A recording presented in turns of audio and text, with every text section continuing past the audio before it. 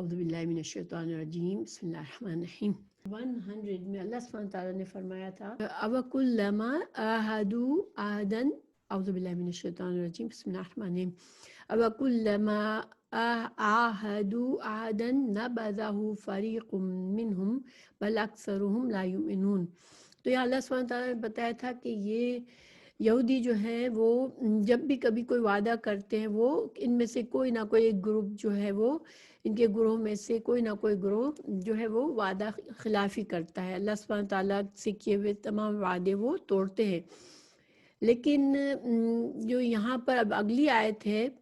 اس سے اس آیت کا یہ تعلق ہے کہ جب ان کی کتابوں میں ان سے وعدہ لیا گیا تھا، تورات میں ان کے انبیاء کرام جتنے بھی آئے ان سے انہوں نے یہ وعدہ تازہ کیا تھا کہ آخری نبی رسول اللہ صلی اللہ علیہ وسلم جب مبعوث ہوں گے تو تم کو ان پر ایمان لانا ہے اور ان کی مدد کرنی ہے، اور آپ صلی اللہ علیہ وسلم کی نشانیاں بھی ان کو بتا دی گئی تھی تاکہ ان کو پہچاننے میں آسانی رہے۔ تو تورات میں انجیل میں رسول اللہ صلی اللہ علیہ وسلم کی نہ صرف آمد کی خوشخبری تھی بلکہ آپ صلی اللہ علیہ وسلم کی نشانیاں بھی بتائی گئی تھی۔ اسی وجہ سے یہ جان گئے فوراً جب رسول اللہ صلی اللہ علیہ وسلم وہ انتظار ہی کر رہے تھے کہ اب وہ وقت آنے والا ہے جب رسول اللہ صلی اللہ علیہ وسلم کو نبوت ملنے والی اور اس کے ذریعے ہم ان کو مانیں گے تو ہم کو بھی عظمت اور دنیا کی دوسری قوموں پر ہمیں جو ہے وہ اب ان پر ہم غالب آئیں گے اور ہم کو یہ اعزاز حاصل ہوگا کہ ہم جو ہے وہ چنی ہوئی امت کا جو ہمارا رتبہ ہے وہ بڑھ جائے گا، وہ قائم ہو جائے گا اور ہم جو ہے وہ سب کے رولرز بن جائیں گے۔ اب دیکھیں یہ تو ان کی سوچ تھی اور وہ انتظار کر رہے تھے، لیکن پھر اللہ تعالیٰ نے بتایا 101 میں وَلَمَّا جَاءَهُمْ رَسُولٌ مِّنْ عِنْدِ اللَّهِ مُصَدِّقٌ لِمَا مَعَهُمْ نَبَذَ فَرِيقٌ مِّنَ الَّذِينَ أُوتُوا الْكِتَابَ كِتَابَ اللَّهِ وَرَاءَ ظُهُورِهِمْ كَأَنَّهُمْ لَا يَعْلَمُونَ کہ اللہ سبحانہ تعالیٰ فرما رہے ہیں کہ جب آ گئے رسول صلی اللہ علیہ وسلم، جب آخری نبی صلی اللہ علیہ وسلم کا ظہور ہوا تو اللہ تعالیٰ نے ان کو قرآن ان پر نازل فرمایا، اور قرآن میں تصدیق تھی تورات اور انجیل کی، ان کو پہچان لیا۔ یہودیوں نے جو مدینہ میں یہودی تھے انہوں نے ان کو پہچان لیا، لیکن پھر کیا کیا کہ ان کے ایک بڑے گروہ نے انکار کر دیا، کتاب کو پہچاننے کے بعد انکار کیا، اور اپنی کتاب کے اللہ تعالیٰ نے فرمایا کہ ان کی اپنی کتاب کو بھی پیچھے کر دیا، پیٹھ کے پیچھے کر دیا، کیونکہ ان کی اپنی کتاب میں جو رسول اللہ صلی اللہ علیہ وسلم کی پر کو ماننے کی ان کو جو وعدہ کیا گیا تھا، ان سے وعدہ لیا گیا تھا، اس کو انہوں نے توڑ دیا۔ تو اب ایسا کیوں کیا تھا؟ اس لیے کیا تھا کہ ان کو یہ حیرت ہوئی کہ یہ تو نبی جو ہیں وہ بنی اسرائیل میں نہیں آئے ہیں بلکہ یہ بنی اسماعیل میں آئے ہیں اور عربوں میں امیین میں آئے ہیں، تو ان کے لیے یہ بہت بڑا ان کے انا کو ٹھیس پہنچی کہ یہ کیا ہو گیا، ہم تو چنے ہوئے قوم تھے، اب اگر ہم اس نبی صلی اللہ علیہ وسلم کو مان لیں گے تو پھر ہمارا تو یہ مقام ختم ہو جائے گا، پھر ہماری وہ جو برتری ہے، قومی برتری ہے، وہ تو قائم نہیں رہے گی۔ تو انہوں نے اپنی اس وجہ سے، اپنی اس گناہ کی وجہ سے، انہوں نے اس بڑائی تکبر کی وجہ سے انہوں نے حق کو نہیں مانا، اور پھر اب ظاہری بات ہے کہ اب یہ مسلمانوں کو دیکھتے تھے کہ روز بروز اللہ سبحانہ تعالیٰ ان کی قوت بڑھا رہا ہے، اللہ تعالیٰ ان کو غلبہ دے رہا ہے آہستہ آہستہ، تو اب ان کا حسد بڑھتا جا رہا تھا، کیونکہ حسد جو ہے وہ ایسی چیز ہے جو انسان کو خود وہ نعمت حاصل نہیں ہوتی اور اس کو امید بھی نہیں ہوتی، لیکن جب وہ دوسروں کو اس نعمت کو پاتا دیکھتا ہے تو وہ برداشت نہیں کر سکتا، اس کو یہ ہوتا ہے کسی طرح سے اس سے نعمت چھن جائے۔ تو اسی وجہ سے پھر انہوں نے کیا کرنا شروع کیا کہ ایسے کام کرنے شروع کیے، ایسے پروپیگنڈا اور ایسے جھوٹ پھیلانے شروع کیے اور ایسی چالیں چلنے لگے جس سے مسلمان جو ہے وہ اپنے دین میں شک کرنے لگے، اور جو لوگ مسلمان ہونا چاہ رہے ہیں وہ اس کام سے رک جائیں۔ تو اب اللہ تعالیٰ نے بہت سے واقعات بتائے، بہت سی ان کے کرتوت بتائے جو انہوں نے اس حسد میں کیے اور مسلمانوں کو دین سے ہٹانے کے لیے کیے۔ تو اللہ تعالیٰ اب یہاں پر مزید ہمیں بتا رہے ہیں کہ اعوذ باللہ من الشیطان الرجیم، بسم اللہ الرحمن الرحیم، وَدَّ كَثِيرٌ مِّنْ أَهْلِ الْكِتَابِ۔ اب آج کے سبق پر آگئے ہیں، آیت نمبر 109 پر ہے۔ وَدَّ كَثِيرٌ مِّنْ أَهْلِ الْكِتَابِ لَوْ يَرُدُّونَكُم مِّن بَعْدِ إِيمَانِكُمْ كُفَّارًا حَسَدًا مِّنْ عِندِ أَنفُسِهِم مِّن بَعْدِ مَا تَبَيَّنَ لَهُمُ الْحَقُّ فَاعْفُوا وَاصْفَحُوا حَتَّى يَأْتِيَ اللَّهُ بِأَمْرِهِ إِنَّ اللَّهَ عَلَىٰ كُلِّ شَيْءٍ قَدِيرٌ۔ اللہ تعالیٰ اب بتا رہے ہیں مسلمانوں کو کہ ان اہل کتاب کے اکثر لوگ باوجود حق واضح ہو جانے کے محض حسد اور بغض کی بنا پر تمہیں بھی ایمان سے ہٹا دینا چاہتے ہیں۔ تم بھی معاف کرو اور چھوڑو یہاں تک کہ اللہ تعالیٰ اپنا حکم لے آئے، یقیناً اللہ تعالیٰ ہر چیز پر قدرت رکھتا ہے۔ تو اللہ تعالیٰ نے مسلمانوں کو یہاں ان کی اس چال سے آگاہ فرما دیا کہ یہ تم کو اپنے حسد کی وجہ سے تمہارے دین پر ہٹانے کی چالیں چل رہے ہیں۔ ایک اہم اصول اللہ تعالیٰ نے ہمیں دیا کہ جب اس طرح سے کوئی حسد ہم سے کرے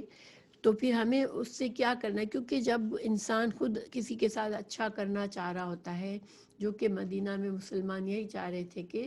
یہ یہودی بھی مسلمان ہو جائے اور ان کو بھی یہ خیر مل جائے جو ہمیں ملی ہے، تو ان کے دل میں اچھائی تھی، جبکہ ان کے دلوں میں، یہودیوں کے دلوں میں ان کے لیے حسد تھا۔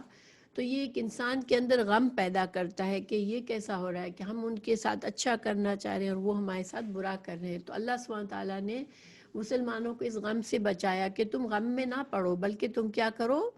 کہ تم ان کو معاف کر دو، ان کی اس حرکت پر معاف کر دو، ان کو ان کے حال پہ چھوڑ دو۔ اور اللہ سبحانہ تعالیٰ جو ہے وہ ہر چیز پر قادر ہے، اللہ جانتا ہے کہ اللہ سبحانہ تعالیٰ کو کیا کرنا ہے ان کے ساتھ معاملہ۔ اب یہ یہاں پر یہ بہت بہترین اصول ہے، ہم اپنی زندگی میں اس کو عمل میں لا سکتے ہیں کہ انسان اگر اس سچویشن میں آئے کہ کوئی ہم اس سے خیر خواہی کر رہے ہیں، وہ ہم سے حسد کر رہا ہے، تو ہم اس کو معاف کر دیں، اس کے لیے دعائیں مانگے کہ اللہ اس کو بھی ہدایت دے۔ اس سے ہمیں کیا فائدہ ہوگا کہ ہمارے دل سے غم دور ہو جائے گا، کیونکہ غم جو ہے وہ انسان کو کمزور کر دیتا ہے۔ کہ اللہ سبحانہ تعالیٰ نے مسلمانوں کو کرنے کا کام بتایا کہ تم کو کیا کرنا ہے، وَأَقِيمُوا الصَّلَاةَ وَآتُوا الزَّكَاةَ وَمَا تُقَدِّمُوا لِأَنفُسِكُم مِّن خَيْرٍ تَجِدُوهُ عِندَ اللَّهِ إِنَّ اللَّهَ بِمَا تَعْمَلُونَ بَصِيرٌ۔ تو تم اپنے دل سے ان کا غم نکال کے تم کیا کرو، تم نماز قائم کرو، تم زکوٰۃ ادا کرو، اور جو بھی تم خیر کا کام کرو گے چاہے چھوٹا اور بڑا، تو اللہ سبحانہ تعالیٰ جو ہے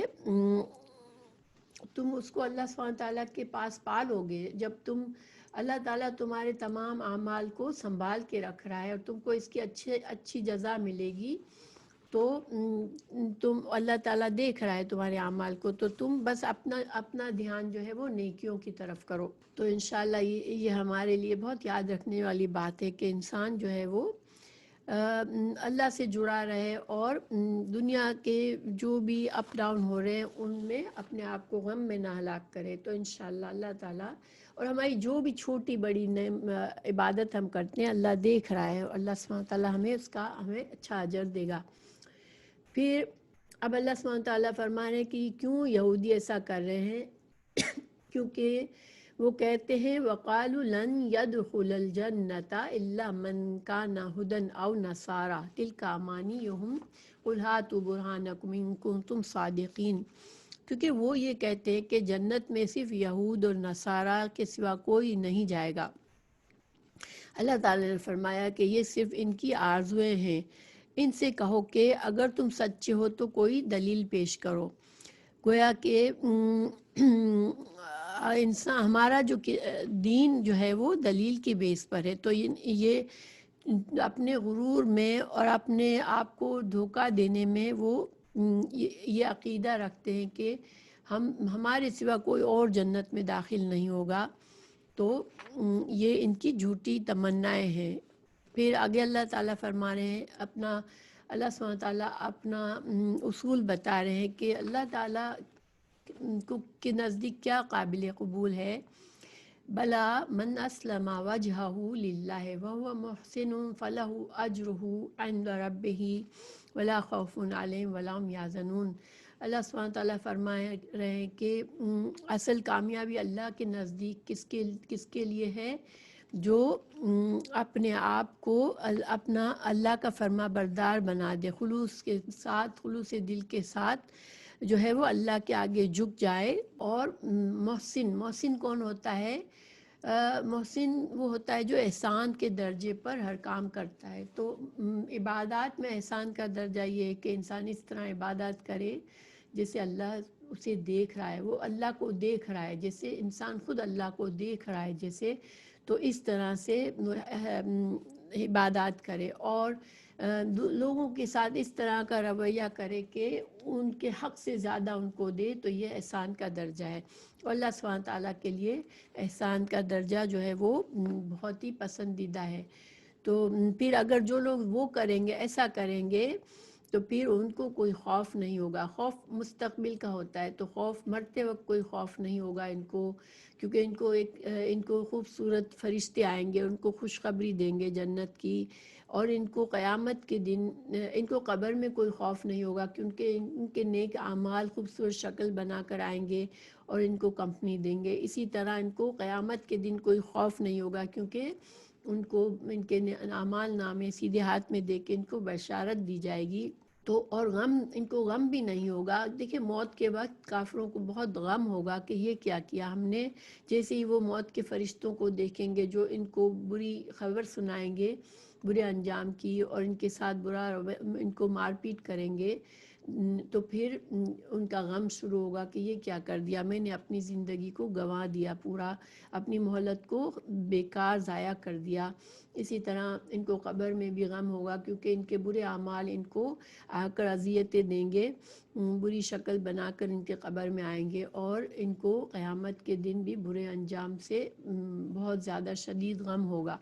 اللہ سبحانہ تعالیٰ ہمیں اس غم سے بچائے اور ہمیں بے خوف رکھے ان تمام اہم معاملات میں۔ پھر اللہ تعالیٰ فرما رہے ہیں وقالت اليهود ليست النصارى على شيء وقالت النصارى ليست اليهود على شيء وهم يتلون الكتاب كذلك قال الذين لا يعلمون مثل قولهم فالله يحكم بينهم يوم القيامة فيما كانوا فيه يختلفون۔ اب اللہ سبحانہ تعالیٰ ہمیں بتا رہے ہیں کہ ان کے اندر کیا ہے، آپس میں بھی یہ ایک دوسرے کو، حالانکہ مسلمان کے خلاف دونوں ہیں، اسلام کو قبول نہیں کر رہے، لیکن آپس میں بھی ان کا یہ حال ہے کہ یہود کے پاس تورات ہے جس میں حضرت عیسیٰ علیہ السلام کے آنے کی پیشین گوئی ہے، اور حضرت عیسیٰ علیہ السلام اور حضرت رسول اللہ صلی اللہ علیہ وسلم پر ایمان لانے کا ان کو حکم دیا گیا ہے۔ تو وہ جانتے ہیں کہ حضرت عیسیٰ بھی اللہ کے رسول ہیں، اور اسی طرح حضرت نصارہ جو ہیں ان کے پاس انجیل میں حضرت موسیٰ علیہ السلام کی بابت بتایا گیا ہے، اور یہ جانتے ہیں کہ یہ بھی اللہ کا سچا دین ہے اور اسی کو ہم کو فالو کرنا ہے۔ عیسائیت کوئی نیا دین نہیں ہے، بلکہ شروع سے اللہ تعالیٰ نے اسلام، اللہ کے فرما بردار جو بھی ہیں وہ مسلمان ہی ہیں۔ تو پھر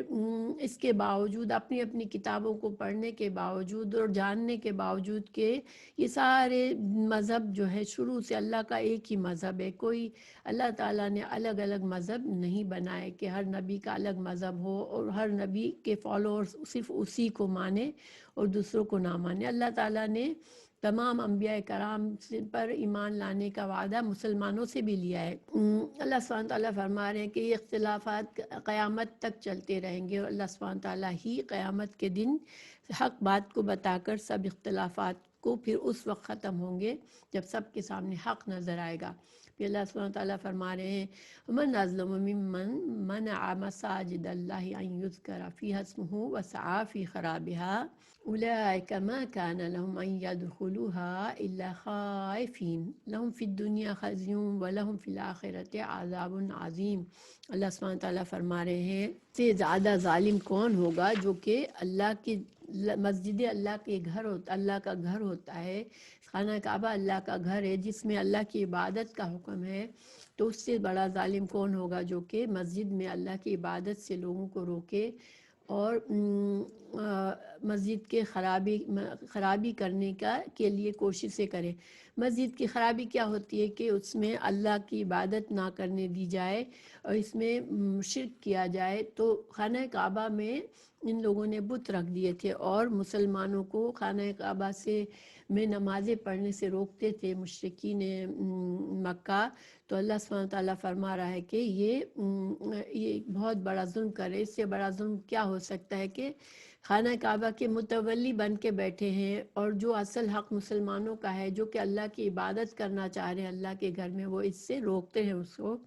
تو اللہ سبحانہ تعالیٰ فرما رہے ہیں کہ یہاں پر اللہ تعالیٰ ایک پیشین گوئی فرما رہے ہیں، ایک خوشخبری مسلمانوں کو دے رہے ہیں۔ اولئک ما کان لهم ان يدخلوها الا خائفین، اللہ سبحانہ تعالیٰ فرما رہے ہیں کہ ایسے لوگوں کو چاہیے کہ وہ ڈر کر مسجد میں اللہ کے گھروں میں، بجائے اس کے کہ لوگوں کو روکے اس میں جانے سے، اللہ کی عبادت سے، بلکہ وہ خود بھی ڈرتے ہوئے جائیں، جیسے ان کے اعمال ہیں تو ان کو اللہ سے ڈرنا چاہیے۔ اور یہ مسلمانوں کو ایک طرح سے پیشین گوئی کی جا رہی ہے کہ جلدی خانہ کعبہ جو ہے وہ مکہ فتح ہوگا اور خانہ کعبہ کے متولی مسلمان بنیں گے اور مسلمان خانہ کعبہ میں شرک دور کر کے اللہ کی خالص عبادت کی جائے گی۔ اور اس دن جن قریش کے جن لوگوں نے، مشرکین نے، جنہوں نے مکہ میں مسلمانوں کو داخل ہونے سے، خانہ کعبہ میں عبادت سے روکا تھا، وہ ڈرتے ہوئے آئیں گے اس دن کہ اب ہمارا کیا بنے گا، ہم نے تو بہت زیادہ ظلم کیے ہیں مسلمانوں پر، مسلمان اب غالب آ چکے ہیں۔ مگر ہمیں پتہ چلتا ہے کہ رسول اللہ صلی اللہ علیہ وسلم نے عام معافی کا اعلان کر دیا تھا، سوائے چند بہت ہی بڑے بڑے مجرموں کے، سارے مشرکین کو معاف کر دیا گیا تھا اس دن۔ تو پھر اللہ تعالیٰ فرما رہے ہیں لہم فی الدنیا خزی ولہم فی الآخرۃ عذاب عظیم، لیکن پھر بھی اس کے باوجود اللہ سبحانہ تعالیٰ کا قانون اپنی جگہ ہے کہ جنہوں نے یہ جرم کیے اور وہ مر گئے اس دنیا سے، تو پھر دنیا میں بھی ذلت کی موت ان کو آئے گی اور آخرت میں بھی ان کو دردناک بڑا عذاب ملے گا، ان کو بہت بڑا عذاب ملے گا۔ تو یہی ہوا، جن کے جو بڑے بڑے سردار، جنہوں نے بہت ہی زیادہ مسلمانوں کے لیے مصیبتیں کی، وہ بڑی ذلت کی موت مرے، اور اللہ تعالیٰ ان کی آخرت میں بھی عذاب کا ہمیں وعدہ فرمایا ہے کہ ان کے لیے آخرت میں بھی عذاب ہے۔ پھر اللہ تعالیٰ فرما رہے ہیں وَلِلَّهِ الْمَشْرِقُ وَالْمَغْرِبُ، کہ اللہ سبحانہ تعالیٰ کے لیے ہے مشرق اور مغرب، ساری جہتیں اللہ کے لیے۔ فَأَيْنَمَا تُوَلُّوا، پھر جس طرف بھی تم منہ پھیر لو، فَثَمَّ، تو اسی طرف ہے وجہ اللہ، وہی جہت اللہ کی ہے۔ ان اللہ واسع علیم، کیونکہ اللہ سبحانہ تعالیٰ کی ذات واسع ہے، بہت ہی وسیع ہے، اللہ تعالیٰ کا علم ہر چیز کو گھیرے ہوئے ہے۔ تو یہ اس آیت کے مختلف معنی کیے گئے ہیں۔ اس کی شان نزول میں 3 باتیں کہی جاتی ہیں۔ ایک یہ بات ہے کہ اللہ تعالیٰ نے یہ کیوں فرمایا کہ تمام جہتیں اللہ کے لیے ہیں، کیونکہ جب مسلمان ہجرت کر کے مدینہ گئے تو ان کو وقتی طور پر بیت المقدس کی طرف منہ کر کے نماز پڑھنے کا حکم دیا گیا، تو ان کے دل میں غم سا آیا کہ خانہ کعبہ کی طرف منہ پھیر کر ہم نماز پڑھتے تھے، اب ہمیں مسجد اقصیٰ کی طرف منہ کرنا پڑ رہا ہے، کیونکہ یہ دونوں مدینہ میں اپوزٹ ڈائریکشن ہو گئے تھے۔ مدینہ میں، مکہ میں تو کسی طرف بھی ظاہر خانہ کعبہ کی طرف ہی ہوتا تھا، لیکن جب مدینہ جو ہے وہ اس طرح سے ہے کہ وہ بیچ میں ہے، تو ایک طرف بیت المقدس کی ڈائریکشن تھی تو دوسری طرف مکہ کی، اس وجہ سے مسلمانوں کو رسول اللہ صلی اللہ علیہ وسلم نے حکم فرمایا تھا کہ بیت المقدس کی طرف منہ کر کے نماز پڑھے۔ تو یہ تقریباً 17-18 مہینے اس طرح ہوا تھا اور مسلمان غم زدہ ہو رہے تھے، تو اللہ نے فرمایا کہ ان کا غم دور کرنے کے لیے کہ تمام جہتیں اللہ کے لیے، تم سے جو کہا جائے تم بس اس پر عمل کرو اور یقین رکھو کہ اللہ سبحانہ تعالیٰ جو ہے وہ سب کچھ جانتا ہے اور اللہ تعالیٰ کا علم وسیع ہے۔ دوسری اس کی یہ شان نزول دوسرا یہ بتایا گیا کہ جب خانہ کعبہ کی تبدیلی کا حکم آیا، جو کہ پارہ 2 میں ہم پڑھیں گے انشاءاللہ، تو چونکہ 18 مہینے سے مسلمان جو تھے وہ بیت المقدس کی طرف منہ کر کے نماز پڑھے تھے، اب اللہ سبحانہ تعالیٰ نے مسلمانوں کو خانہ کعبہ کی طرف منہ پھیرنے کا حکم دیا نماز میں، تو یہودی اور مشرکین نے مذاق اڑایا کہ یہ کیسا دین ہے کہ کبھی تو اس طرف منہ کرتے ہیں اور کبھی اس طرف منہ کرتے ہیں۔ اللہ سبحانہ تعالیٰ نے فرمایا، ان کا جواب دیا کہ ساری جہتیں اللہ کی ہیں اور اللہ جس طرف جو چاہے وہ حکم دے دے، اور اللہ سبحانہ تعالیٰ ہر چیز پر علم رکھنے والا ہے۔ اور تیسری وجہ یہ بتائی جاتی ہے کہ یہ حکم اصل میں نفلی نماز میں اس رخصت کے لیے کہ نفلی نماز انسان سواری پر بیٹھا ہو تب بھی پڑھ سکتا ہے، تو سواری کی ڈائریکشن ہر وقت کعبہ کی طرف نہیں ہو سکتی، تو سواری اگر ادھر سے ادھر انسان کی ٹرن ہوتی ہے تب بھی اگر نفلی نماز کی نیت باندھ لیے انسان نے خانہ کعبہ کی طرف، اس کے بعد جس طرف بھی اس کی سواری کا منہ ہوتا جا رہا ہے مگر کوئی بات نہیں، اگر وہ خانہ کعبہ سے ہٹ بھی جاتا ہے تو نفلی نماز میں یہ بات ممکن ہے۔ ہاں، فرض نماز کو خانہ کعبہ ہی کی طرف منہ کر کے پڑھنے کا ہے۔ بہرحال یہ تینوں وجوہات بتائی جاتی ہیں اس آیت کی۔ پھر اللہ تعالیٰ آگے فرما رہے ہیں وَقَالُوا اتَّخَذَ اللَّهُ وَلَدًا سُبْحَانَهُ بَل لَّهُ مَا فِي السَّمَاوَاتِ وَالْأَرْضِ كُلٌّ لَّهُ قَانِتُونَ۔ اللہ سبحانہ تعالیٰ ان کی تنقید کر رہے ہیں، ان پر وعید کر رہے ہیں کہ اللہ سبحانہ تعالیٰ کی اولاد کا، یہ کہہ رہے ہیں کہ اللہ کی اولاد ہے، انہوں نے اللہ کی مخلوق کو، اللہ کے بندوں کو اولاد بنا دیا ہے۔ تو اللہ سبحانہ تعالیٰ تو بے نیاز ہے، اللہ کو اولاد کی کیا ضرورت ہے؟ زمین اور آسمان کو اللہ نے بغیر نمونے کے پیدا کیا ہے، اور وہ جو کام کرنا چاہتا ہے اللہ صرف کن کہتا ہے اور وہ کام ہو جاتا ہے۔ اب ایسی ذات کو اولاد کی کیا ضرورت ہے؟ اولاد تو انسان اپنے سہارے کے لیے چاہتا ہے، مگر اللہ سبحانہ تعالیٰ کو کسی کے سہارے کی ضرورت نہیں ہے۔ پھر اللہ سبحانہ تعالیٰ فرما رہے ہیں وَقَالَ الَّذِينَ لَا يَعْلَمُونَ لَوْلَا يُكَلِّمُنَا اللَّهُ أَوْ تَأْتِينَا آيَةٌ كَذَلِكَ قَالَ الَّذِينَ مِن قَبْلِهِم مِثْلَ قَوْلِهِمْ تَشَابَهَتْ قُلُوبُهُمْ قَدْ بَيَّنَّا الْآيَاتِ لِقَوْمٍ يُوقِنُونَ۔ اللہ سبحانہ تعالیٰ اس مشرکین اور انکار کرنے والوں کی ذہنیت کو بتا رہے ہیں کہ جس طرح مشرکین مکہ نے بھی آپ صلی اللہ علیہ وسلم سے یہ اعتراض کیا کہ اللہ ہم سے خود ہی کیوں نہیں گفتگو کر لیتا، اسی طرح بنی اسرائیل نے حضرت موسیٰ علیہ السلام سے کہا تھا کہ اللہ جب تک ہم اللہ کو سامنے نہ دیکھ لیں ہم آپ کی بات نہیں مانیں گے۔ اللہ تعالیٰ فرما رہے ہیں کہ یہ جو لوگ بھی کافر اور انکاری ہیں، حق کو قبول نہیں کرنا چاہتے، ان کے دل جو ہے وہ ان کی عناد اور ان کی سرکشی میں وہ اسی طرح کی باتیں کرتے ہیں۔ لیکن اللہ سبحانہ تعالیٰ فرما رہا ہے کہ جو یقین کرنا چاہتی ہے، جو قوم یقین کرنا چاہتی ہے اللہ کی آیات پر، تو ان کے لیے کوئی مسئلہ نہیں ہے، وہ حق کو پہچانتے اور حق کو قبول کرتے ہیں۔ پھر اللہ تعالیٰ نے فرمایا اِنَّا أَرْسَلْنَاكَ بِالْحَقِّ بَشِيرًا وَنَذِيرًا وَلَا تُسْأَلُ عَنْ أَصْحَابِ الْجَحِيمِ۔ رسول اللہ صلی اللہ علیہ وسلم کو تسلی دی جا رہی ہے کہ ہم نے آپ کو حق کے ساتھ بھیجا ہے، اور آپ جو ہے وہ لوگوں کو خوشخبری دینے والے ہیں، جو اللہ کی بات کو مان لے اس کے لیے خوشخبری، اور جو نہ مانے اس کے لیے ڈراوا ہے۔ تو اگر پھر بھی نہیں مانتے لوگ تو پھر آپ سے ان کے برے انجام کے وقت نہیں پوچھا جائے گا کہ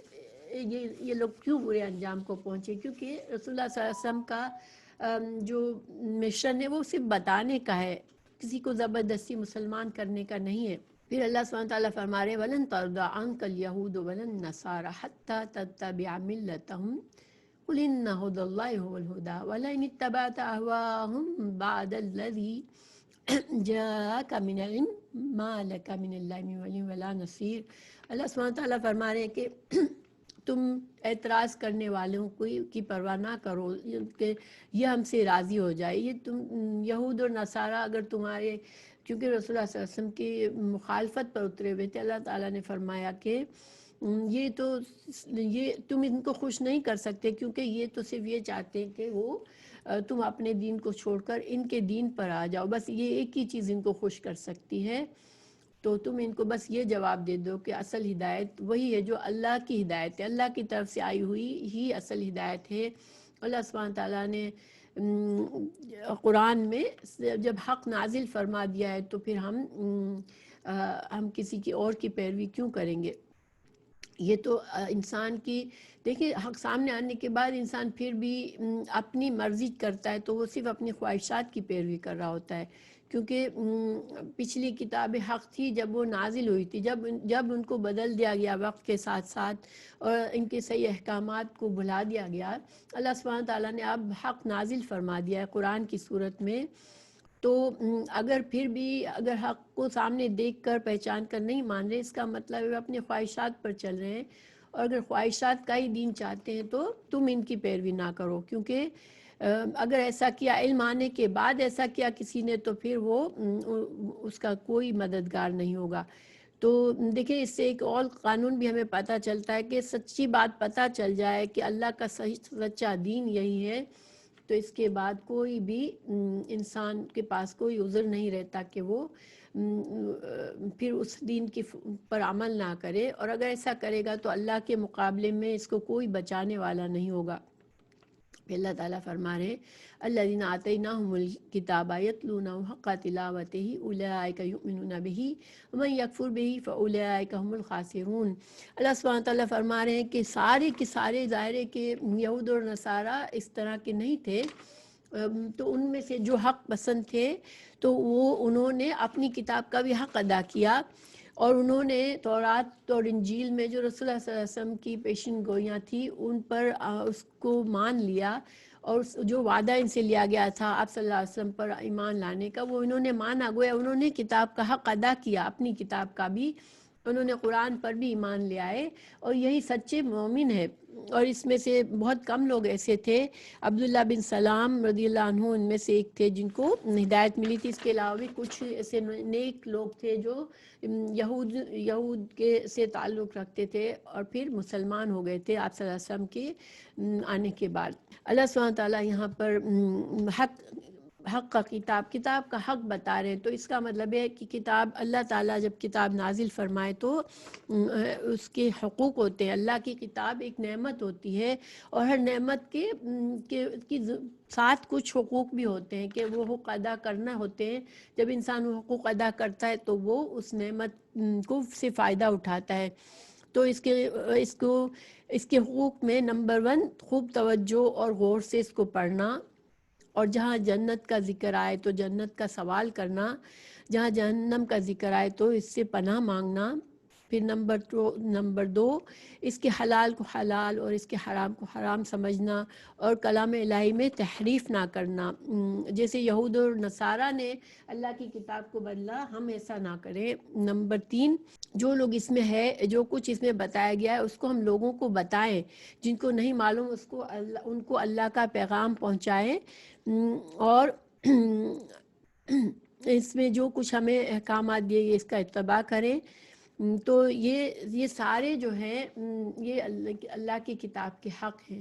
تو اگر کوئی ان حقوق کو پورا کرتا ہے وہی اسی کا ایمان کا دعویٰ سچا ہے اللہ کے نزدیک، ورنہ لوگ خاسرون ہیں جو اس طرح سے اس کتاب کی نعمت کو کا حق نہیں ادا کرتے، پھر ان کا نقصان وہ خود ہی نقصان اٹھانے والے ہیں۔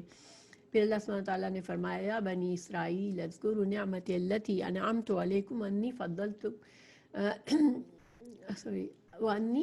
یا بنی اسرائیل اذکروا نعمتی التی انعمت علیکم وانی فضلتکم علی العالمین۔ اب اللہ سبحانہ تعالیٰ نے اتنی ساری باتیں بتائی، پھر وہی آیت دہرائی جس سے بنی اسرائیل کا واقعات شروع ہوئے تھے، اور یہ ایک طرح سے ان کو دوبارہ سے ان کو جگایا جا رہا ہے، اور ان کو دوبارہ سے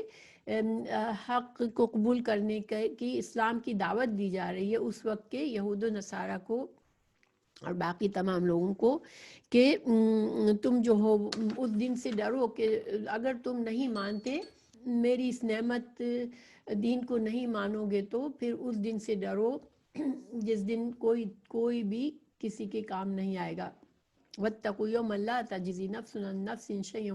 ولا يقبل منها عدل ولا تنفعها شفاعة ولا هم ينصرون، کہ اب قیامت کا دن ایسا ہوگا جس میں کوئی کسی کا کفارہ نہیں ادا کر سکے گا کہ کفارہ ادا کر کے انسان اپنے آپ کو عذاب سے بچا لے، یا کوئی اور جو ہے وہ شفاعت کر دے اس کے لیے۔ شفاعت کا حکم ہے اللہ سبحانہ تعالیٰ جس کو اذن دے گا اسی وہی شفاعت کرے گا، لیکن یہاں دنیا میں لوگوں نے جن بزرگوں کے نام کو پکڑ لیا ہے کہ یہ ہم جو ہے وہ ان کے عزت اور ان کا احترام کرتے ہیں اور ان کو اپنا سب کچھ سمجھتے ہیں، تو یہ ہماری شفاعت کریں گے، تو ایسا نہیں ہوگا۔ اللہ سبحانہ تعالیٰ کے آگے شفاعت جو ہے وہ وہی کرے گا جس کو اللہ اجازت دے گا۔ اس لیے انسان خود سے اپنے طریقے سے شفاعت کے لیے واسطے نہ بنا لے، بلکہ اللہ کی کتاب کو فالو کرے اور اللہ کی کتاب کو وسیلہ بنائے کہ وہ اس کے ذریعے ہماری نجات ہوگی، اور رسول اللہ صلی اللہ علیہ وسلم کی پیروی کرے کہ رسول اللہ صلی اللہ علیہ وسلم کی شفاعت نصیب ہو انشاءاللہ۔ پھر اللہ تعالیٰ نے فرمایا وَإِذِ ابْتَلَىٰ إِبْرَاهِيمَ رَبُّهُ بِكَلِمَاتٍ فَأَتَمَّهُنَّ قَالَ إِنِّي جَاعِلُكَ لِلنَّاسِ إِمَامًا قَالَ وَمِن ذُرِّيَّتِي قَالَ لَا يَنَالُ عَهْدِ الظَّالِمِينَ۔ اللہ سبحانہ تعالیٰ اب بنی اسرائیل کے واقعات بتانے کے بعد اب حضرت ابراہیم علیہ السلام کا تعارف کروا رہے ہیں کہ کیونکہ حضرت ابراہیم علیہ السلام کو تمام مذہب کے پیروکار اس کو اپنا امام مانتے، ایون مشرکین مکہ بھی خود کو حضرت ابراہیم علیہ السلام کے دین پر سمجھتے تھے، یہودی بھی اور نصارہ بھی حضرت ابراہیم علیہ السلام کو اپنا مذہبی امام اور پیشوا سمجھتے ہیں، اور انہی کی اولاد سے وہ اپنے آپ کو سمجھتے ہیں، اور مسلمانوں کے لیے بھی وہ امام ہیں۔ تو اب اللہ تعالیٰ فرما رہے ہیں کہ حضرت ابراہیم علیہ السلام کا تم دعویٰ کرتے ہو، تو حضرت ابراہیم علیہ السلام کیسے تھے کہ اللہ سبحانہ تعالیٰ نے ان کو آزمایا، بہت بڑی بڑی آزمائشوں کے ساتھ ان کو آزمایا، اور انہوں نے ہر آزمائش میں وہ پورے اترے۔ ان کو انہوں نے اپنے بچپن سے ان کو آگ میں ڈالا گیا، وہ اپنا گھر چھوڑا، اور اس کے بعد بھی بہت ساری ان کے ساتھ آزمائشیں کی گئیں، اور انہوں نے ہر آزمائش میں چھوٹے بچے کو حضرت ہاجرہ کے ساتھ مکہ میں چھوڑ کر جانے کو کہا گیا، حضرت اسماعیل علیہ السلام کی قربانی کرنے کے لیے کہا گیا، یعنی کہ ایسی ایسی آزمائشیں جو انسان تصور بھی نہیں کر سکتا، مگر حضرت ابراہیم علیہ السلام جو تھے وہ بغیر چوں چرا ہر بات پر عمل کرتے گئے، تو اللہ سبحانہ تعالیٰ نے ان کو امام بنایا، پیشوا بنایا۔ اب ان کے بعد ان کی اولاد میں اللہ تعالیٰ نے تمام انبیاء جو بھی آئے بعد میں وہ سارے حضرت ابراہیم علیہ السلام کی اولاد میں سے آئے۔ حضرت ابراہیم علیہ السلام نے اللہ تعالیٰ سے دعا کی، اللہ میری اولاد کو بھی یہ نسب یہ حاصل ہو گیا، یہ منصب حاصل ہوگا امامت کا۔ اللہ تعالیٰ نے فرمایا کہ جو حضرت ابراہیم کے علیہ السلام کی اولاد میں جو نافرمان اور ظالم ہوں گے ان کو یہ شرف نہیں حاصل ہوگا، ہاں البتہ جو حضرت ابراہیم علیہ السلام کے طریقے پر چلیں گے ان کو یہ شرف حاصل ہوگا۔ پھر اللہ تعالیٰ نے فرمایا وَإِذْ جَعَلْنَا الْبَيْتَ مَثَابَةً لِلنَّاسِ وَأَمْنًا وَاتَّخِذُوا مِن مَّقَامِ إِبْرَاهِيمَ مُصَلًّى وَعَهِدْنَا إِلَىٰ إِبْرَاهِيمَ وَإِسْمَاعِيلَ أَن طَهِّرَ بَيْتِيَ لِلطَّائِفِينَ وَالْعَاكِفِينَ وَالرُّكَّعِ السُّجُودِ۔ جب اللہ تعالیٰ نے فرمایا کہ جب ہم نے بیت اللہ کو لوگوں کے لیے ثواب اور امن و امان کی جگہ بنا دی، تم مقام ابراہیم کو جائے نماز مقرر کر لو۔ ہم نے ابراہیم علیہ السلام اور اسماعیل علیہ السلام سے کہا کہ تم بیت اللہ کو پاک صاف رکھو، طواف کرنے والوں کے لیے، اعتکاف کرنے والوں کے لیے، اور رکوع اور سجود کرنے والوں کے لیے۔ تو یہاں پر اللہ سبحانہ تعالیٰ ہمیں بتا رہے ہیں کہ اللہ تعالیٰ نے بیت اللہ کو مثابتاً کا دو مطلب ہے، ایک تو یہ کہ ثواب کی جگہ، اور دوسرا یہاں جانے سے ہمیں ثواب ملتا ہے، اور دوسرا بار بار جانے کی جگہ کہ انسان جب بار بار مسلمان کا دل چاہتا ہے کہ بیت اللہ پر جائے اور اللہ کی عبادت کرے۔ پھر امن کی جگہ، کیونکہ حرم جو ہے وہ امن کی جگہ ہے، وہاں پر ایک دشمن کو بھی خوف نہیں ہوتا تھا، ایون جہالت کے دور میں بھی کہ ہم سے بدلہ لیا جائے گا، تو وہاں پر انسان جا کر امن میں آ جاتا ہے۔ تو اللہ سبحانہ تعالیٰ نے حضرت ابراہیم علیہ السلام کو کہ مقام ابراہیم وہ جگہ ہے جہاں پر حضرت ابراہیم علیہ السلام نے جب خانہ کعبہ کی تعمیر جس پتھر پر کی اس پر حضرت ابراہیم علیہ السلام کے پیروں کے نشان ہیں، اللہ تعالیٰ نے اس جگہ کو مصلی بنا دیا کہ ہم جب اپنے طواف کو مکمل کرتے ہیں تو 2 رکعت مقام ابراہیم کے پیچھے نماز پڑھتے ہیں۔ اللہ سبحانہ تعالیٰ نے حضرت ابراہیم اور حضرت اسماعیل علیہ السلام سے وعدہ بھی لیا کہ وہ اس بیت اللہ کی جو ہے وہ اس کو پاک صاف رکھیں گے، یعنی بتوں سے بھی، شرک سے بھی پاک صاف رکھیں گے، اور ظاہری گندگی سے بھی پاک صاف رکھیں گے، تاکہ یہ جگہ جو ہے وہ طواف کرنے والوں، اللہ کے لیے طواف کرنے والوں اور رکوع اور اعتکاف کرنے والوں کے لیے جگہ ہے۔ تو اس میں مشرکین مکہ نے جو شرک پھیلایا، تو ایک طرح سے اللہ تعالیٰ بتا رہے ہیں کہ نہیں، یہ شرک کی جگہ نہیں ہے، بلکہ یہ اللہ کی عبادت کی جگہ ہے۔